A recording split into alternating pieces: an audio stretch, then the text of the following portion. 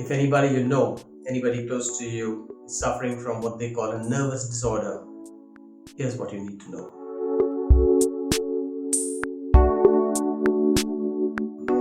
Nervous system disorders arise from the most subtle aspect of our body, mind, spirit continuum.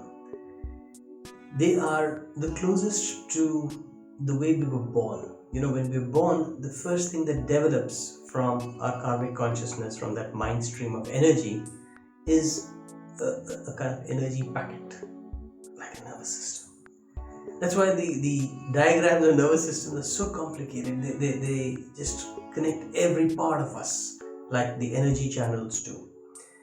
And as we develop the skeletal system and the organ systems and the skin and muscles and all that come into being.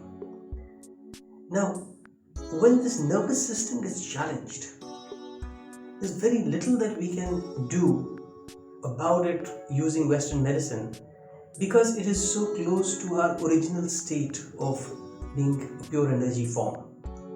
The grosser we get, the closer we get to the familiar aspect of the body, the easier it is to understand and work upon. We can work upon our muscular problems, we can work upon broken bones, we can even replace the organ systems. But when it comes to bone marrow or the nerves, so far stem cells are able to regenerate, and that's about the best that we are able to do, to have those cells rebuild in the bone marrow.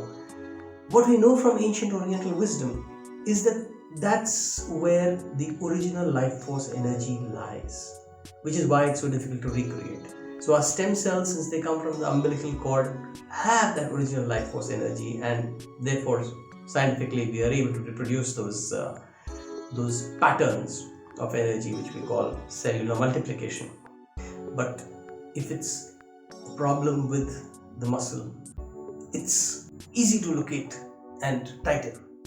But if it's a problem with a nerve, and especially a nerve that is encapsulated within a muscle, it becomes a problem. It's a little like this. When you look at the netting of a brand new racket, it's strong, it's well knit. A shuttle comes and bounces off against it. It's absolutely pliable and robust. But if this netting gets old, if these strands become worn out and weaker, then there are times when the shuttle comes in and stays stuck in, right? That would be a really bad racket.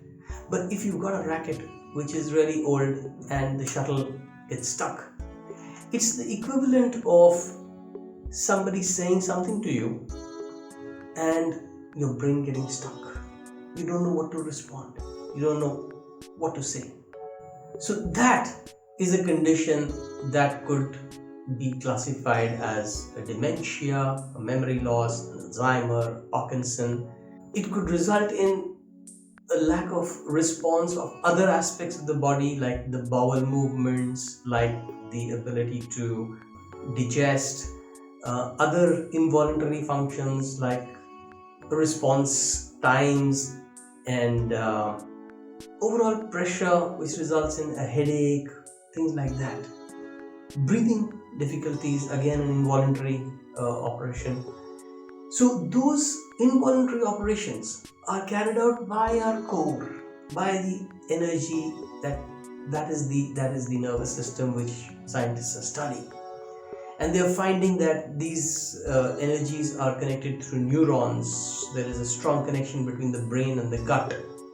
And we're looking at how to demystify this aspect of our nervous transmission. What's important to you to know, if you have somebody who's suffering with a nervous disorder, is that instead of approaching the problem from the body side, from the organ side, and then looking at how we can possibly have something to even get into the nerves, we approach the issue from the energy side.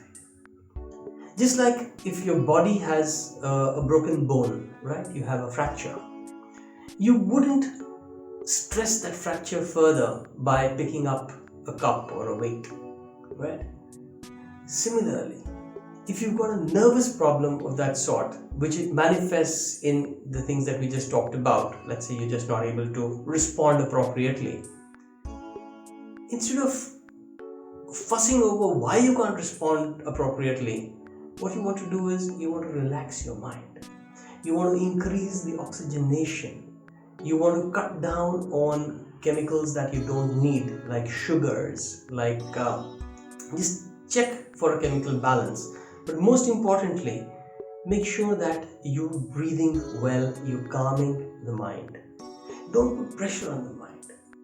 In fact, even if you go for tests like MRIs and expose yourself to radiations, those radiations apply pressure, and sometimes that pressure would be more than the threshold, and the nerve snaps further. It's like these nets are weak and we expose them to heat.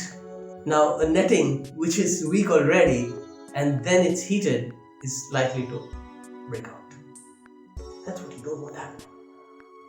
So, what could you look at? You could look at energy practices like Reiki, like Qigong, and tapping. Various methodologies that come from ancient Oriental wisdom. Even acupressure, acupuncture, because they work on the energy channels, and that does the job of strengthening points that Western medicine cannot reach.